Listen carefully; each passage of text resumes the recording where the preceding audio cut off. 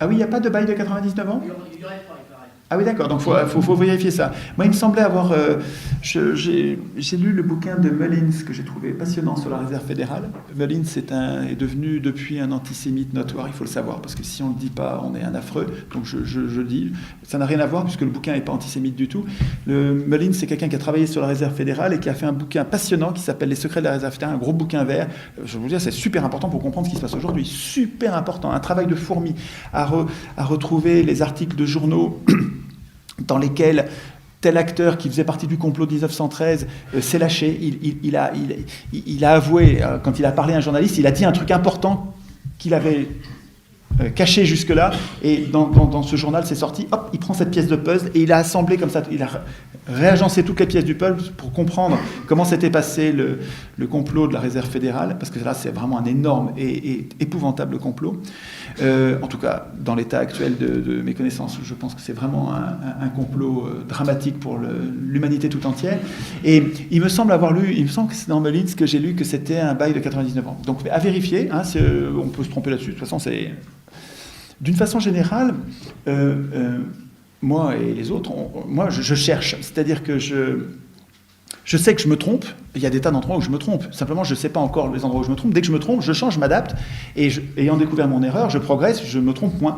Et donc, je ne cherche pas du tout à avoir raison. Et je dis pas la messe, hein, je suis pas en train de, c'est pas une révélation, je suis en train de chercher un truc, et donc quand je m'aperçois que je me trompe, c'est très très bien. Moi, vérifions cette histoire de bail. S'il n'y a pas de bail de 99 ans, ben voilà, donc il y a une opportunité qui disparaît. De toute façon, je parlais de ça pour vous dire que la Réserve fédérale a créé, il y a eu un audit récemment cet été par le Congrès, qui ont un mal de chien parce que la Réserve fédérale ne se laisse pas faire. C'est vraiment un État dans l'État. Ils ont une puissance phénoménale, une puissance de corruption, vous n'avez pas idée. Ils ont la planche à billets de la monnaie du monde. Donc c'est extravagant. Ils sont absolument hors contrôle. Ils sont absolument hors contrôle. Il y a une vidéo sur le net qui était parue en 2007, où il y a une audition des gens de la réserve, du patron, et le patron de la réserve fédérale, non, c'était pas le patron, c'était la personne chargée de son contrôle, la personne publique chargée de son contrôle, et qui se fait interroger par les députés, les députés américains, et il y en a un qui lui dit, mais il y a 9 000 milliards qui ont disparu dans vos comptes, vous pouvez nous dire où ils sont? Non, mais vous cherchez, mais vous allez trouver? C'est extravagant. Il n'y a pas moyen de savoir où sont passés 9 000 milliards de dollars, et la personne qui est chargée du contrôle est absolument impuissante, et on ne peut rien faire contre elle. C'est-à-dire c'est vraiment un État dans l'État.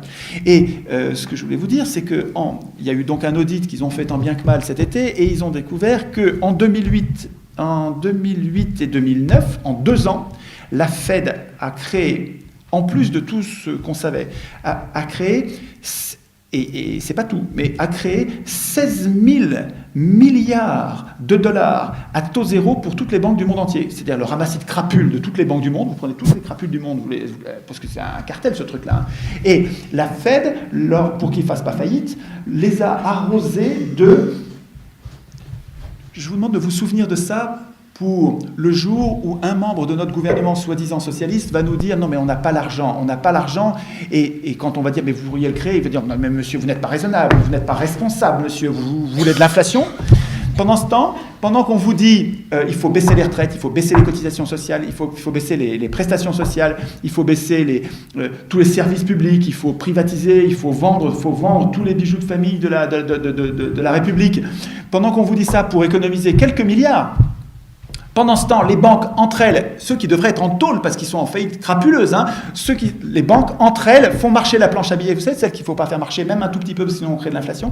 Eux, ils la font marcher à coût de 16 000 milliards de dollars. C'est des chiffres, c'est inhumain ça. Hein. En 2 ans, à taux zéro, prêté à toutes les banques pour qu'elles ne fassent pas faillite.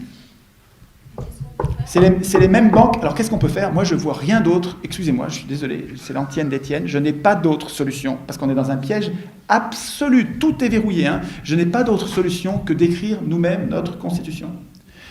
Il faut prendre le problème à la racine. Et si vous prenez le problème par ce que je viens de dire, c'est-à-dire la Fed qui crée 16 000 milliards, vous allez faire comme je fais en ce moment, c'est-à-dire qu'on va blablater, on va discutailler, c'est-à-dire un truc qui ne sert absolument à rien, on va s'indigner et sans rien changer, parce qu'on prend le problème par le mauvais bout, on prend le problème par les conséquences. Alors on gueule contre les conséquences, et tout ce qu'on peut faire, c'est descendre dans la rue, ils s'en foutent complètement. Donc on est impuissant politiquement, il s'agit de comprendre d'où vient cette impuissance politique. Cette impuissance politique, elle est écrite dans un texte dont tout le monde se fout. Ce texte, c'est la Constitution. Tant que nous la laisserons écrire par d'autres, tant que nous dirons « Ok, la Constitution, c'est bien gentil, c'est théorique, occupons-nous d'autre chose », tant que vous ferez ça, nous participerons à notre impuissance parce que nous ne prenons pas le problème à la racine, nous ne sommes pas radicaux.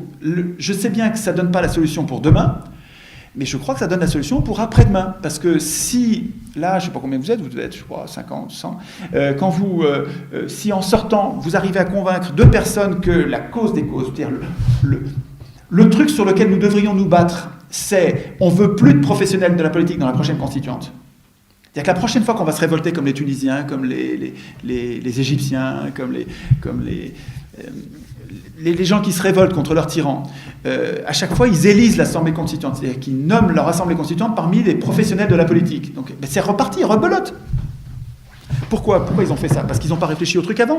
Toute leur vie, on leur a dit élection égale démocratie. Donc, ils y croient, comme moi, il y a 5 ans, comme tout le monde. On y croit parce qu'on n'a pas encore pris conscience. Si, quand vous sortez d'ici, vous arrivez à convaincre 2 personnes que la bonne lutte politique, c'est de devenir nous-mêmes constituants. C'est de ne plus laisser les hommes politiques, professionnels de la politique, écrire eux-mêmes les règles de leur propre pouvoir. Le bon combat politique, c'est d'interdire à un homme politique de faire partie de l'Assemblée constituante. Il suffit que la prochaine Assemblée constituante soit désintéressée, qu'il n'y ait plus dedans des gens qui soient des tricheurs en puissance. Pas des tricheurs en général, des tricheurs à ce moment-là, dans cette occurrence-là, à cause du conflit d'intérêts. Il suffit qu'on se batte contre ça pour que ça change tout. Si chacun d'entre vous, vous arrivez à convaincre 2 personnes, mais en profondeur, des gens qui sont tellement convaincus que non seulement ils ont compris ça, mais ils ont compris qu'il faut qu'à leur tour, ils en convainquent 2. Si c'est toutes les semaines qu'on a un facteur 2, c'est exponentiel. C'est-à-dire que si vous avez encore besoin de moi pour faire le truc, c'est mort. Parce que moi, je ne peux pas être partout. Il faut que l'idée, elle soit capable de grandir toute seule. Il faut que vous soyez capable, il faut que vous la preniez pour vous, vous la fassiez vôtre, vous la jugez, il faut que vous l'évaluez. Je ne vous demande pas de me croire sur parole.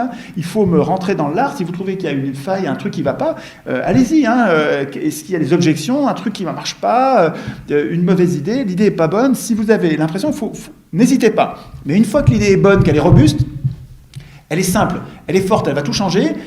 C'est elle qu'il faut qu'on porte. Si elle est capable de se répandre toute seule, ça va se passer. Et la prochaine insurrection, je ne sais pas quand ça viendra, mais ce n'est pas parce que je ne sais pas quand ça viendra que ça n'arrivera pas. La prochaine insurrection, le prochain moment où ça va péter parce qu'ils ont charrié, ils ont exagéré, ils ont été trop loin, il y aura plein de monde, et ça, ce sera une nouveauté dans l'histoire des hommes, il y a plein de monde qui va dire, attention, l'Assemblée constituante, il ne faut pas qu'il y ait de professionnels de la politique, on ne veut pas l'élire. On ne veut pas élire l'Assemblée constituante. On veut qu'elle soit tirée au sort. Ou bien, deuxième possibilité, il y a une assemblée constituante dans chaque village. Et tous, on écrit la Constitution. On écrit la Constitution du village, de ce quartier de Grenoble, et puis ensuite on fait une fédération de communes pour faire mais on fait partie de la démocratie d'en bas. C'est nous qui la voulons, nous voulons devenir constituants. Si on y a réfléchi avant et qu'on est capable si on est très nombreux à le vouloir, ça arrivera. J'ai pas de meilleure idée, je suis désolé, c'est tout ce que j'ai. Mais bon voilà, je sais bien que ça ne réglera pas le problème tout de suite. Mais ça veut dire qu'il faut pas arrêter d'étudier les conséquences, parce que les conséquences sont toujours intéressantes. Quand je vois François Dehalleux qui bosse sur le nucléaire, qui va faire des enquêtes, qui est allé à Fukushima, ça lui coûte la peau du dos d'aller à Fukushima. Ça fait rien, il met les ronds, parce que c'est sa mission. Et il va enquêter, il nous ramène des nouvelles de Fukushima. On peut l'aider d'ailleurs. Allez voir, il faut chercher François Dehalleux, H-A-2-L-E-X. Vous pouvez l'aider en lui donnant un peu des thunes. Si vous lui donnez 10 €, vous l'aidez, parce qu'en fait, les petits ruisseaux font les grandes rivières. Ce gars-là a besoin de thunes d'argent, pour nous prévenir, pour nous informer sur l'horreur du nucléaire en France. Il a fait un film formidable sur les gens qui travaillent dans le nucléaire.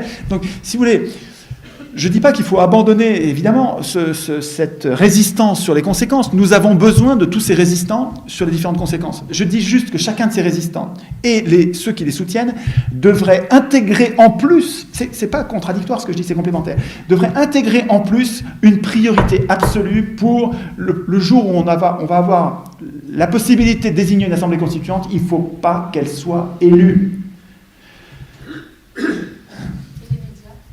Les médias, ne comptez pas sur les médias, ils seront contre nous. Les médias sont achetés par les plus riches. C'est grâce aux médias que le PS est élu. C'est grâce aux médias que partout dans le monde, l'UMP et le PS, qui sont deux partis de droite en France, il y a la même chose dans tous les pays du monde. Les riches ont réussi, mais c'est déjà sous la Troisième République. Sous la Troisième République, écoutez bien, la Troisième République, c'est pour ça que j'avais commencé à vous parler de Guillemin. Explique parfaitement Guillemin, Henri Guillemin, à connaître absolument. Guillemin nous explique pendant la Troisième République les affairistes et les banquiers, c'est-à-dire la crème de la canaille, les crapules, les pires crapules en costard, chapeau haute forme, canne, gants, costard, des crapules, des voleurs, des menteurs, des assassins, des fauteurs de guerre. Ces gens-là s'appelaient centre-gauche. Centre-gauche, le parti de Thiers, centre-gauche. Ils le savent depuis le début, c'est pour ça que je parlais avec l'homme. Et comme le lapin, il s'attrape avec les oreilles, ils savent très bien se donner l'apparence du Parti socialiste et habiter Place des Vosges. Tous ces gens-là, les gens du PS, ils sont tous pétés de thunes. Il y a quelques gens formidables au PS, des gens comme Gérard Filoche, des gens que j'aime énormément.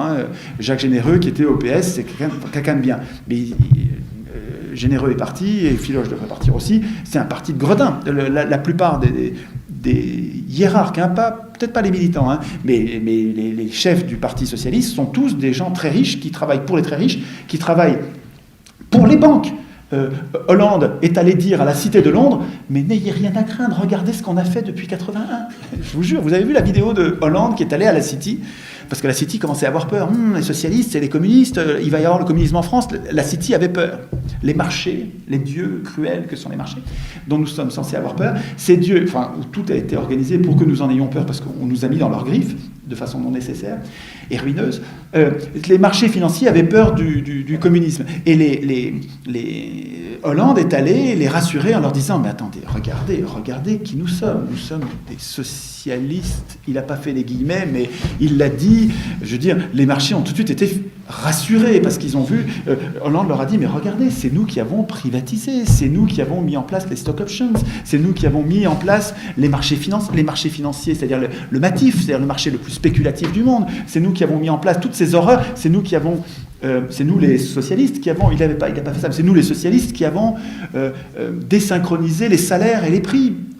C'est nous qui avons supprimé l'échelle mobile des salaires. Et donc, soyez rassurés, vous n'avez rien à craindre de nous, nous sommes les mêmes. Hollande est allé leur dire ça. Donc, c'est pas étonnant. Donc, le PS, c'est un parti de droite, comme le MP, c'est deux partis de droite dure, de droite des banquiers. Donc, c'est vraiment pas... C'est de la droite rude. Et... il n'y a rien à attendre de ces gens-là. Qu'est-ce qui permet à ces gens-là d'accéder au pouvoir à coup sûr? C'est l'élection. L'élection va être gagnée par celui qui a été le plus vu par la multitude. Nous sommes 40 millions en France. 40 millions, c'est énormément de gens. L'outil qui sert à être vu par ces gens, avec sa belle cravate, ses belles lunettes, bien coiffé, un gentil sourire, pas un mot de travers, et promettant tout et son contraire, l'outil, c'est la télé. Et la télé et les journaux qui alimentent la télé en information. Donc, c'est absolument stratégique pour les riches d'acheter les télés et les journaux, de les acheter. Quand Rothschild achète Libération, c'est pas pour gagner de l'argent. Il en perd. Quand Lazare achète Le Monde, c'est une autre banque, c'est pas pour gagner de l'argent, ils en perdent. Quand Lagardère et Dassault, qui sont deux marchands de canons, achètent, quand Dassault achète le Figaro, quand Lagardère achète plus de la moitié de l'édition française, donc les livres, c'est pas pour gagner de l'argent, c'est pas pour ça. C'est pour promouvoir le gars dont on veut qu'il soit élu. Asselineau, qui a fait un travail intéressant là-dessus, dans une de ses dernières conférences, montre cette courbe incroyable dans laquelle on voit la corrélation qu'il y a entre le nombre d'heures de passage à la télé et les résultats aux élections. C'est la même courbe. C'est la même courbe. Si vous passez à la télé, vous allez avoir un bon score. Si vous passez pas à la télé, vous aurez un score minable. Donc, c'est pas nos luttes, c'est pas nos convictions, c'est pas notre effort qui va changer les élections. C'est le passage à la télé. Le passage à la télé, il dépend de choses qui nous échappent complètement. C'est pas la peine. Les élections, on va les perdre. Les élections sont faites pour qu'on les perde. Depuis le début, les élections sont faites pour que les pauvres les perdent. Les élections sont faites pour donner le pouvoir aux riches. Écoutez Guillemin qui vous raconte, bon, j'ai pas pris ces livres-là, mais j'avais pas prévu de parler de ça, mais Guillemin, quand il explique la période qui a précédé la Commune de Paris, absolument passionnant, il explique comment Thiers, cet enfoiré de Thiers, cet assassin, ce criminel qui était Thiers, cette crapule, ce menteur, ce pleutre, c'est un moins que rien, c'est vraiment un sale mec, Thiers. Pourtant, il a des lycées, il y a des avenues, hein, c'est une crapule. Quand ce gars-là va expliquer à une assemblée de royalistes, vous n'êtes pas raisonnable à être royaliste. Le roi, ça focalise toutes les inimitiés, ça focalise les haines, les révoltes. On se révolte contre un roi. Regardez ce qu'on a fait au roi. C'est pas raisonnable. Regardez plutôt la République. Regardez plutôt ce qui existe depuis 92, qui est ce système d'élection pour qui votent les pauvres. Regardez, c'est toujours pour les notables. Les pauvres votent pour les notables, toujours. Et une fois que nous avons eu la moitié des voix plus une, nous sommes, dit Thiers aux royalistes, il y avait 600 royalistes, c'était une assemblée de royalistes qui a voté la République. La République. Thiers est allé les voir les uns après les autres pendant des mois, il leur a dit, une fois que nous sommes élus, nous sommes la volonté nationale, nous incarnons la nation, on ne peut plus résister. Soyez raisonnable, c'est beaucoup plus malin d'avoir la République que d'avoir la monarchie. Et vous avez une assemblée. C'est important de comprendre ça pour comprendre aujourd'hui. C'est une assemblée de royalistes qui a mis en place le régime dans lequel nous vivons. Parce qu'ils ont très bien compris que l'élection donne le pouvoir aux riches. Donc ça ne sert à rien d'attendre des médias, j'ai fait une grosse parenthèse pour répondre à la question sur les médias, mais bon, ça ne sert à rien d'attendre des médias qui nous aident. Il faut qu'on se débrouille entre nous, il faut qu'on soit viraux, il faut qu'on soit entre nous à la base comme des rhizomes de bambou. Il faut que ce soit sous terre, on n'attend rien des élus, on n'attend rien des médias, on n'attend rien des puissances, on se passe le mot entre nous de façon exponentielle parce qu'on prend le truc, on prend l'idée, on se l'approprie et on devient contagieux. Et on colle la maladie à l'oligarchie. On colle une espèce de maladie à l'oligarchie. C'est pour ça qu'on s'appelle des virus, des gentils virus démocratiques. Bon, c'est une idée. Je ne sais pas si ça marchera, parce que ça dépend. Ça dépend pas de moi. Enfin, moi, je fais ce que je peux. Mais si ça n'a que l'impact, si ça n'a que mon impact, c'est mort. Ça ne marchera pas. Il faut absolument, pour que ça marche, j'aime bien l'image de la chenille qui fait, vous savez, qui toute sa vie fait toutes les cellules se divisent et font elles font leur semblable. Et donc toutes les cellules de la chenille font de la chenille, elles font de la chenille, elles font des cellules de chenille, elles font des cellules de chenille. Puis la chenille vit sa vie de chenille en bouffant des végétaux et elle fait des cellules de chenille, des chenilles, de la chenille, de la chenille. Si vous regardez son passé, vous diriez que s'il faut prévoir l'avenir, ça va être encore de la chenille, quoi. Elle fait toujours que de la chenille. Donc si vous prévoyez pour anticiper, vous prolongez le passé, ça va faire de la chenille. Non. Il y a un moment où les cellules de chenille, ça leur pète. C'est fini. Maintenant, on va faire de la cellule de papillon. Et elles se mettent à fabriquer de la cellule de papillon. Putain, c'est génial ce truc-là quand même. Avant, ça me donne de l'espoir. C'est-à-dire qu'on a été servile pendant des millénaires, on a été servile, on a accepté. Et puis, mais c'est pas pour ça qu'on va toujours accepter. L'enfant qui, toute son adolescence et toute sa jeunesse, il a été docile, il a obéi à ses parents, c'est ses parents qui décidaient. Et puis quand les parents disent, je le fais, je suis pas d'accord du tout, mais je le fais quand même, j'ai pris l'habitude. Et toute sa vie, il a été obéissant. Et puis, alors, qu'est-ce qu'il y a ? Ça veut dire qu'il va être toute sa vie obéissant ?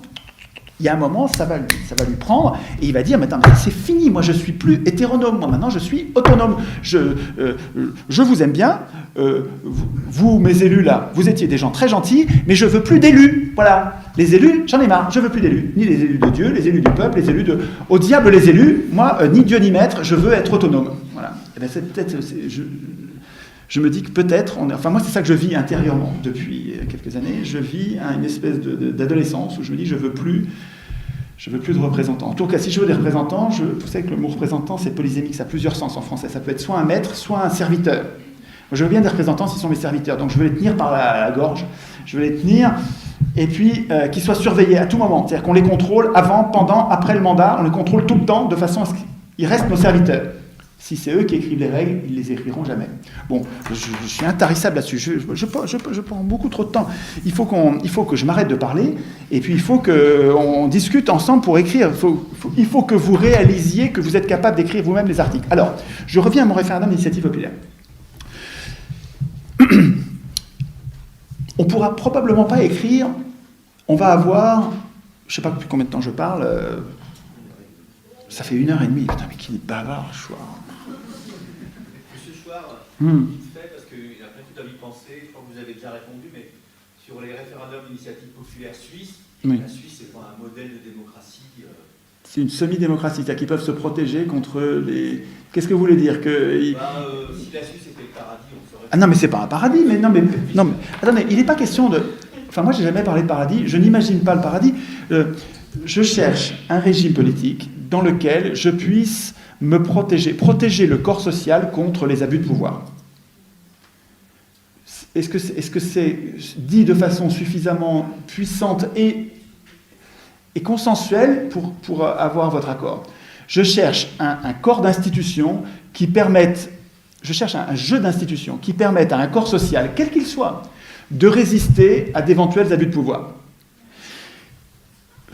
Le référendum d'initiative populaire fait partie des institutions qui nous permettent, par construction, de nous poser la question à nous-mêmes et de mener un débat en disant, à l'issue de ce débat, nous pensons, nous, le peuple, alors le peuple suisse, le peuple français, le peuple, n'importe quel peuple, nous, collectivités ayant décidé de vivre ensemble, nous pensons que... et telle décision. Il y a quelque chose de très important sur l'objection du fait que la Suisse soit imparfaite et que même la Suisse, par référendum, prenne des décisions détestables. Je n'ai pas d'exemple de ça, mais je peux accepter. Enfin, imaginons que les Suisses, par référendum, se posent la question, est-ce qu'on rétablit la peine de mort pour les crimes épouvantables? Est-ce qu'on rétablit la peine de mort? Et imaginons qu'ils votent oui. Ce qui n'est pas le cas. Ils ont eu ce référendum, ils ont voté non, il n'y a pas longtemps. Mais, parce que ça, c'est vraiment des chiffons rouges qu'on nous agite pour nous faire peur, parce que ce n'est pas ce qui se passe, en fait. Les gens ne sont pas si bêtes. Donc, en tout cas, imaginons qu'ils votent oui. Je suis censé, quand on me raconte cette histoire-là, je suis censé avoir très peur en me disant « Ouh là là, les gens vont mal décider ». Ma réponse, c'est « Qui suis-je? Qui êtes-vous pour dire « le peuple peut décider ça et ça et ça, mais ça, le peuple ne peut pas ». Qui êtes-vous pour dire à un peuple « vous ne pouvez pas décider ça ». Si vous voulez, il y a une aporie, une difficulté. Si vous êtes démocrate, si vous défendez le droit des peuples à disposer d'eux-mêmes, il va falloir vous faire à l'idée que de temps en temps, le peuple en question, tel peuple, ne va pas décider la même chose que vous. Sinon, si vous ne voulez les institutions que si le peuple prend les mêmes décisions que vous, c'est que vous êtes un tyran. C'est vous qui voulez tout décider à sa place. Écoutez, moi ce que je peux vous dire, c'est j'ai la conviction que si on laisse un peuple décider en se réappropriant ses médias pour avoir de vrais débats avant les référendums, ce qui n'est pas tout à fait le cas en Suisse, parce qu'en Suisse les médias, ils sont comme chez nous, ils sont terriblement manipulants. Et ça, à mon avis, ça fait partie des dysfonctionnements qui restent en Suisse. Mais là, moi je vous parle de réécrire notre constitution, tout y compris la création monétaire. Donc, ce qui fait qu'on a l'argent de nos services publics et de nos médias et de nos contrôles, de toutes nos institutions. On va récupérer l'argent si on récupère la création. Je vous parle de reprendre le contrôle de notre constitution et donc de mettre fin à des tas d'impuissances. Quand on va écrire notre constitution, c'est incroyable le nombre d'impuissances auxquelles on va mettre fin. Il me semble qu'un peuple à qui on va donner ce référendum, il va quelquefois se tromper. Mais si c'est vraiment une erreur, si c'est objectivement, pas de mon point de vue, si c'est objectivement une erreur, je ne vois pas pourquoi il ne s'en apercevrait pas 1 an, 2 ans, 3 ans après. Il va s'apercevoir que ça a des mauvais effets et à ce moment-là, il va changer. Si c'est vraiment une erreur. Et puis si c'est pas une erreur parce qu'ils trouvent que c'est bon, les résultats c'est bien ce qui compte, et ben voilà, j'étais pas d'accord, c'est pas bien. Mais pour un cas ou 2 cas ou 3 cas ou 4 cas sur lesquels vraiment moi ça me révulse, et ils ont mis la peine de mort, merde, il fallait pas. Mais en même temps, ces gars-là, ils se sont protégés contre la privatisation de leurs services publics, ils se sont protégés contre la dégradation de leur retraite, ils se sont protégés contre le nucléaire, ils se sont protégés contre etc. Ils se sont protégés contre l'injustice, etc. Que sais-je. Si vous voulez, je ne crois pas au chiffon rouge qui consiste à dire si vous donnez le pouvoir au peuple, il va faire que des bêtises. Ça, c'est pas vrai. Je sais bien qu'il ne fera pas que des choses bien, il ne fera pas non plus que des bêtises, il va faire des erreurs et qui peut prétendre ne pas se tromper? Des élus? Mais c'est une blague, c'est les élus qui déclenchent les guerres. Qui a décidé d'aller balancer des bombes sur la Libye? Des bombes sur la Libye? C'est des citoyens tirés au sort, c'est des jurés populaires? Pas du tout, c'est des élus. Alors que c'est quand même, excusez-moi, hein, mais bon, on ne peut peut-être pas ouvrir le débat sur la Libye, mais c'était pas raisonnable d'envoyer des bombes sur la Libye. Il y a des femmes et des enfants qui sont morts explosés dans les bombes, quoi. Hein.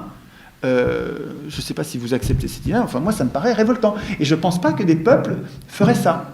Je ne pense pas que des peuples qui ont repris le contrôle de leurs médias, des peuples qui ont des médias possédés par les marchands de canons, peut-être, mais des peuples qui ont repris le contrôle de leurs médias et qui ont de vrais débats, je pense que les peuples sont pas...